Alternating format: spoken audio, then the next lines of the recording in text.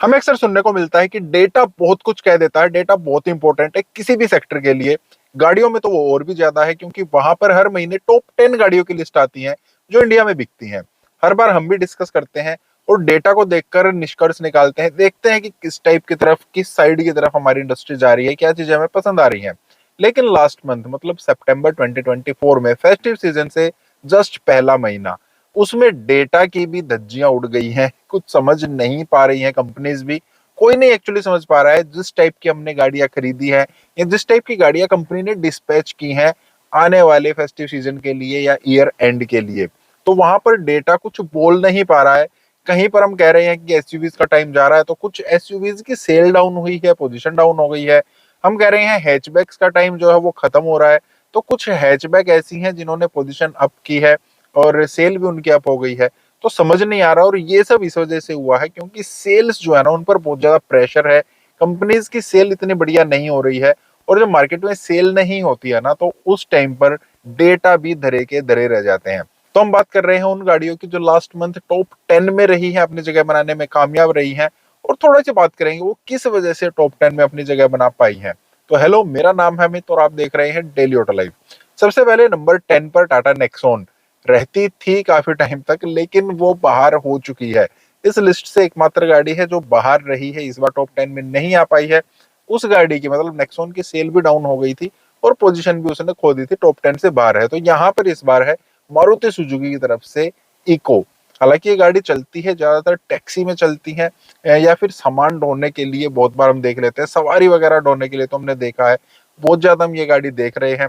तो टॉप 10 में आने का इसका रीजन ये एक चलता है क्योंकि अब फेस्टिव सीजन थोड़ा आ रहा है, लोग बाग काम जो है वो अपना एक्स्ट्रा थोड़ा शुरू करना चाहते हैं, कहीं कुछ करना चाहते हैं, कभी नई गाड़ी भी चेंज करना चाहते हैं। तो उस वजह से इको जो है वो टॉप 10 में अपनी जगह बनाने में कामयाब हो जाती है। फिर आ जाते हैं नंबर 9 पर, और देखिए यहीं से उलटफेर होना, बहुत बड़ा उलटफेर एक्चुअली होना शुरू हो गया है।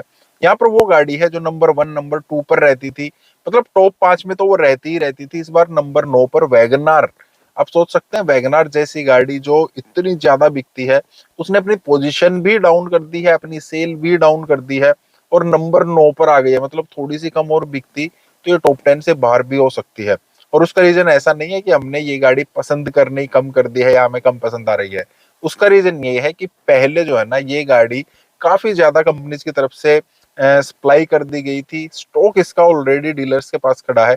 तो उस वजह से ये गाड़ी लास्ट मंथ थोड़ी कम सप्लाई की गई है, तो इसकी सेल में डिक्लाइन आना स्वाभाविक था। फिर नंबर 8 पर एक और बड़ा उलटफेर हो गया है। हम अक्सर कहते हैं यार एसयूवीज का टाइम चल रहा है, और अगर कम पैसे में एसयूवी मिल जाए तो क्या कहने, धमाका हो जाएगा। धमाका किया भी था टाटा पंच ने। बहुत टाइम तक वो नंबर 1 नंबर 2 पर वो भी रही थी। मारुति को नंबर 1 से हटाना ये टाटा पंच ने किया था, लेकिन अब इसकी सेल्स कम हो गई हैं, पोजीशन भी डाउन है, सेल भी डाउन है। और उसका मेन रीजन एक हम ये मान सकते हैं कि ईवी की जो सेल्स है ना, वो काफी डाउन चल रही हैं। ईवीज में काफी ज्यादा बिकती थी पंच, लेकिन अब वहां पर टाटा को दोबारा से सोचना पड़ेगा। एक्चुअली ईवी की सेल तो वर्ल्ड वाइड कम चल रही है, और वहां पर टाटा पंच को भी थोड़ा सा नुकसान झेलना पड़ा है। और ओवरऑल भी वैसे भी जैसे नेक्सॉन बार हो गई है, पंच की सेल डाउन हो गई है, तो टाटा के अच्छे दिन शायद अब नहीं चल रहे हैं। फिर नंबर 7 पर, यहाँ पर मारुति के अच्छे दिन जरूर चल रहे हैं। बात करें हम फ्रोंक्स की, इस गाड़ी ने अपनी सेल भी अप की है, पोजीशन भी अप की है, और गाड़ी भी काफी अप मार्केट है। धीरे धीरे बलेनो की सेल से फ्रोंक्स जो है वो खा रही है। हालांकि बलेनो भी इस लिस्ट में है और वो है नंबर 6 पर। अब बलेनो ने भी अपनी सेल भी अप की है, पोजीशन भी अप की है, और गाड़ी ये भी अप टू द मार्केट है। तो मारुति के लिए कुछ चीजें अच्छी भी हो रही हैं, क्योंकि इसने सेल्स जो है ना वो अपनी ओवरऑल सेल्स थोड़ी सी कम की थी, स्टॉक ज्यादा हो गया था, इन्वेंट्री ज्यादा इकट्ठी हो गई थी। तो इस इन्वेंट्री को लेवल पर लेकर आने के लिए कितने दिन के लिए हमारे पास इन्वेंट्री रहनी चाहिए, वो सब देखकर मारुति ने अपनी सेल्स थोड़ी डाउन की थी। लेकिन वहां पर फ्रोंक्स और बलेनो दोनों को ही कोई असर नहीं पड़ा है। गाड़ी काफी ज्यादा, मतलब ये अब बिकने वाली है फेस्टिव सीजन में। फिर नंबर 5 पर हमारे पास है महिंद्रा की तरफ से Scorpio. Scorpio N plus Scorpio classic, दोनों की सेल मिलाकर गाड़ी भी अप रही है, सेल भी अप रही है, पोजीशन भी इस गाड़ी की अप हो गई है। अब काफी टाइम से स्कॉर्पियो टॉप 10 में रही है और काफी बढ़िया जो है ये कर रही है। महिंद्रा की सेल्स बहुत बढ़िया तरीके से लास्ट मंथ में रही थी। अगर ओवरऑल सेल्स की बात करें, टाटा को उसने पछाड़ दिया था, नंबर 3 पर वो आ गई थी और नंबर 2 हुंडई से भी बस 30-40 गाड़ियां ही कम बिकी थी। मतलब महिंद्रा के लिए काफी बढ़िया चीजें हो रही हैं और ओवरऑल जितनी भी गाड़ियां ना वो सब मिलकर सेल्स कर रही हैं। ऐसा नहीं है कि टाटा की तरह कोई 1-2 स्टार प्रोडक्ट है। तो अब देखिए स्कॉर्पियो सिर्फ एक ही गाड़ी है उनकी जो टॉप 10 में रही है, लेकिन उसके बावजूद भी वो लगभग 50,000 यूनिट्स अपनी बेच पाए थे लास्ट मंथ। मतलब सभी गाड़ियां मिलकर काफी बढ़िया कर रही हैं। महिंद्रा के लिए फ्यूचर काफी बढ़िया है और स्कॉर्पियो तो टॉप 10 में आ ही रही है। फिर नंबर 4 पर एक गाड़ी आ जाती है, उसके साथ भी उलटफेर हो गया है। लास्ट मंथ नंबर 1 पर थी, सेफ गाड़ी भी है, टॉप 10 में भी रहती है, मारुति सुजुकी की तरफ से भी है, एसयूवी भी है।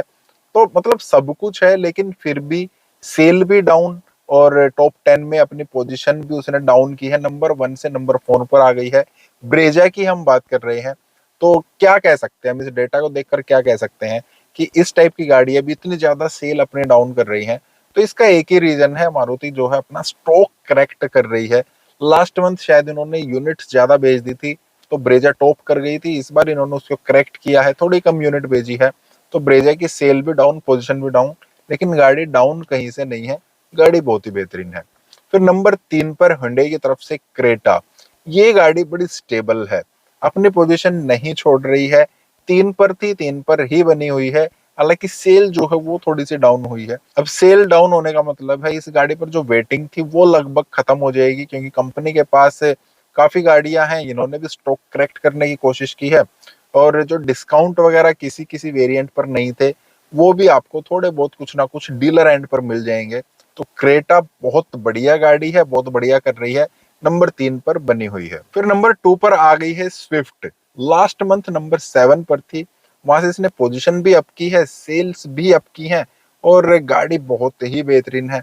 नई गाड़ी आई थी जब स्विफ्ट का एक्चुअली जो फेसलिफ्ट आया था, तो उसके बाद सेल्स जो है थोड़ी डाउन हुई थी। एक बार तो टॉप पर चली गई थी, लास्ट मंथ फिर नंबर 7 पर गई, इस बार फिर से थोड़ी ज्यादा ऊपर गई है, क्योंकि अब सीएनजी में जो है वो स्विफ्ट अवेलेबल हो गई है और स्विफ्ट काफी ज्यादा बिकती है। एक्चुअली मारुति की गाड़ियां जो है वो सीएनजी में काफी ज्यादा बिकती हैं, स्विफ्ट भी सीएनजी में आ चुकी है, उस वजह से इसकी सेल बढ़नी ही बढ़नी थी। फिर नंबर 1 पर आ जाती है हमारे पास अर्टिगा। इस गाड़ी ने अपनी पोजीशन अप की है, हालांकि सेल थोड़ी सी डाउन है। अब बाकी हर जगह तो स्टॉक करेक्ट किया जा रहा है, अर्टिगा की डिमांड बहुत ज्यादा बनी हुई है, काफी ज्यादा इस पर वेटिंग भी रहती थी, लेकिन इस सीजन में ना आपको शायद अर्टिगा पर वेटिंग देखने को ना मिले। हालांकि डिस्काउंट तो नहीं मिल रहा है, लेकिन बाकी गाड़ियों के साथ स्टॉक करेक्ट करने के चक्कर में अर्टिगा की प्रोडक्शन हो सकता है थोड़ी बहुत बढ़ा दी गई है और अर्टिगा काफी ज्यादा डिमांड में रहती भी है, फ्लीट्स वगैरह में काफी ज्यादा चलती है, प्राइवेट में भी हर कोई खरीदने के लिए ललायत रहता है इस गाड़ी को, हमें ये गाड़ी चाहिए, काफी बेहतरीन गाड़ी है।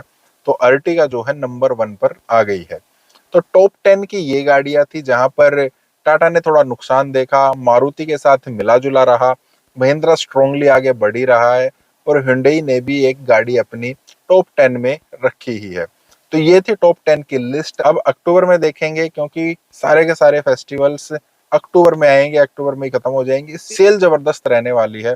वहां पर टॉप 10 में कौन सी गाड़ियां जाएंगी वो देखने वाली बात है। आप गैस कीजिए कौन सी गाड़ियां टॉप 10 में रह सकती हैं, वो आप कमेंट कर सकते हैं।